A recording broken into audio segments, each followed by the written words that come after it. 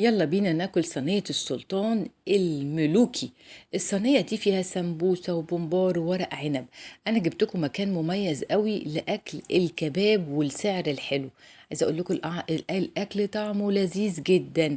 نرمين اختي بصراحة اللي اقترحت عليا المكان ده، قالت لي المكان حلو جدا وهو موجود في البنزينة اللي بعد مدينة الانتاج الاعلامي.